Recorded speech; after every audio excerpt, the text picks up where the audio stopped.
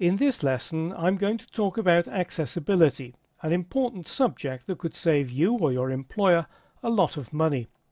Accessibility is all about ensuring your website can be used by everyone, even if they're disabled. The founder of the World Wide Web, Tim Berners-Lee, put it like this: "The power of the web is in its universality. Access by everyone, regardless of disability, is an essential aspect." Fine words, but why should you be concerned as a web designer? It's estimated that 10 to 15% of people have some form of disability. Excluding such a large proportion of your potential audience doesn't make a lot of business sense. What's more, it's the law in many countries, and ignoring accessibility can be expensive. In 2008, the American discount chain store Target settled out of court a class action suit alleging its site was inaccessible to the blind and visually impaired.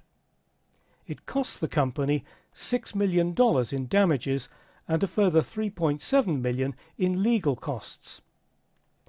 The Web Content Accessibility Guidelines are known by the odd-sounding acronym WCAG. The current guidelines, WCAG 2.0, are based on 4 principles. Perceivable. Make sure your content can be seen by people with poor eyesight or color blindness. Provide alternatives for blind people.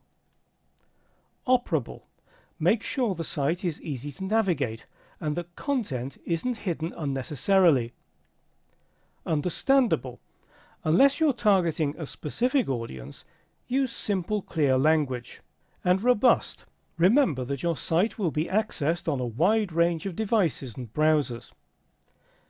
Let's take a very quick look at some practical measures. Provide text alternatives for images, graphs and so on for the benefit of people who can't see. Also provide captions or transcripts for audio and video.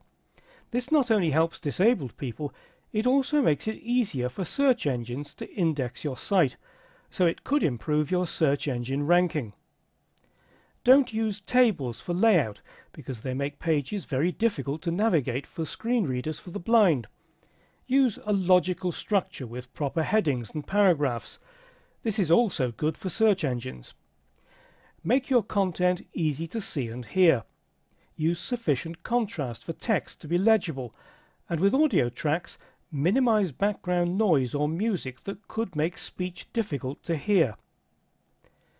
It's okay to use JavaScript to hide and reveal content, but it should be visible by default if JavaScript is disabled for any reason. Although not many people turn JavaScript off in the browser, an error in your script could prevent it from running. Use valid HTML and CSS, and don't use obsolete features. This has been only the briefest of introductions to website accessibility. To learn more, visit the online resources listed in accessibility.html in the Web Basics folder of the course assets. They contain a wealth of information from the W3C and from government departments in the United States, the UK and Australia. There are also links to leading authorities on accessibility. Most accessibility techniques are based on common sense and usually cause little or no extra effort to implement. Throughout this course, I'll show you how to ensure your sites remain accessible.